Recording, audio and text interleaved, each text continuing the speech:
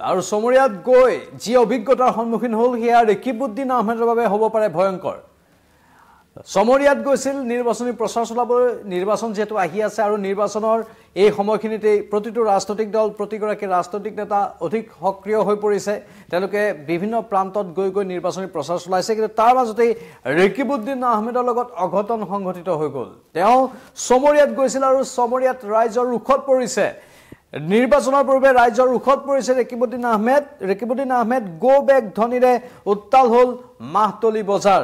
আৰু বিধায়ক ৰেকিবউদ্দিন আহমেদক পহু খেদা দিয়ে ৰাইজে নিৰ্বাচনী কুচকাবা চলাবলৈ যোৱাৰ সময়তে ৰেকিবউদ্দিন আহমেদৰ বিৰুদ্ধে খৰপ হৈ পৰিল একাংশ লোক তেওঁলোকে ক'লে ৰেকিবউদ্দিন আহমেদক গুণ্ডা বুলি আনকি বিজেপিৰ দালাল আখ্যা দিলে আৰু তাৰ পাছত পৰিস্থিতি উত্তপ্ত হৈ পৰে আৰু সেই উত্তপ্ত পৰিস্থিতিৰ মাজতে হঠাৎ ঘটনাস্থলীৰ পৰা পলায়ন কৰিবলৈ বাধ্য হয় ৰেকিবউদ্দিন আহমেদে বিধায়ক ৰেকিবউদ্দিন আহমেদ আৰু স্বাভাৱিকতে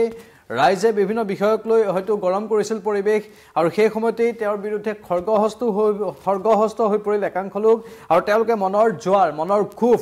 প্ৰকাশ কৰিলে দৃশ্য দেখুৱাম তাৰ পাছত আমি গোটেই কথাখিনি আপোনালোকক শুনাম এই দৃশ্যটো চালে আপোনালোকে অনুমান কৰিব পাৰিব কেনে এক পৰিৱেশৰ সূত্ৰপাত হৈছিল এইখিনি দৃশ্য আৰু চাওক এয়া কিছু দৃশ্য ৰেকিবউদ্দিন আহমেদৰ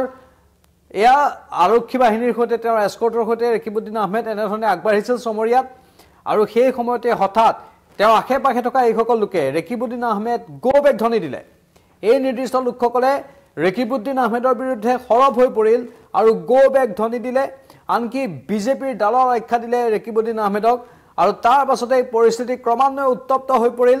উত্তেজনাৰ সৃষ্টি হোৱাৰ পাছত আৰক্ষীয়ে পৰিস্থিতি নিয়ন্ত্ৰণ কৰিবলৈ চেষ্টা কৰিছিল কিন্তু পৰিস্থিতি নিয়ন্ত্ৰণলৈ অহা নাছিল ৰেকিবউদ্দিন আহমেদে সুযোগ বুজি অৱশ্যে সেই স্থান ত্যাগ কৰিলে নহলে হয়তো কিবা ভয়ংকৰ পৰিস্থিতি হোৱাৰো আশংকা আছিল ইয়াৰ পূৰ্বে আমি দেখিবলৈ পাইছো কংগ্ৰেছৰ নেতাসকলক কেনেধৰণে একাংশই আক্ৰমণৰ লক্ষ্য কৰি লৈছিল ইয়াৰ পূৰ্বৰ বহুকেইটা সম্প্ৰচাৰ আছিল য'ত কংগ্ৰেছৰ নেতাসকল আক্ৰমণৰ বলি হ'বলগীয়া হৈছিল ৰকিবুল হুছেইনৰ কথাও আমি জানো ৰকিবুল হুছেইন কেনেধৰণে নগাঁৱৰ ভিতৰ চৰাতেই একাংশ লোকৰ আক্ৰমণৰ বলি হ'বলগীয়া হৈছিল আৰু এইবাৰ ৰেকিবউদ্দিন আহমেদক পথৰ কাষত ৰৈ থকা এইসকল লোকে টাৰ্গেট কৰি ল'লে আমি গোটেই দৃশ্যবোৰ এবাৰ আপোনালোকৰ আগত তুলি ধৰিব বিচাৰিছো কেনে পৰিৱেশৰ সৃষ্টি হৈছিল সেইখিনি এবাৰ আগবঢ়াইছো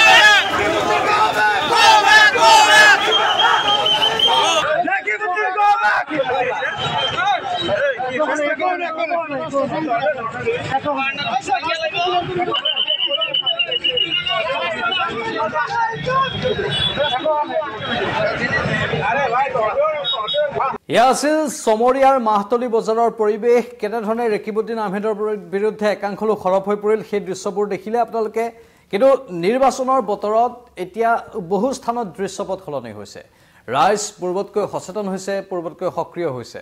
বিধায়ক বা জনপ্ৰতিনিধিয়ে যেতিয়া কাম নকৰে তেতিয়া তেওঁলোকৰ বিৰুদ্ধে খৰপ হৈ পৰে বিভিন্ন প্ৰান্তৰ লোক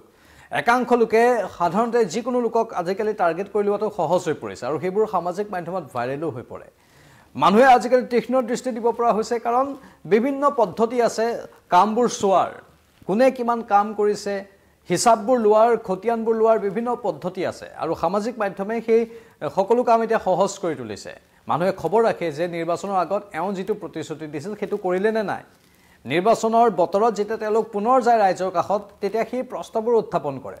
কাৰণ ৰাইজে বিচাৰিছে এটা সবল শক্তিশালী সকলোৰে মাজত পৰিৱেশ সৃষ্টি হোক জনপ্ৰতিনিধি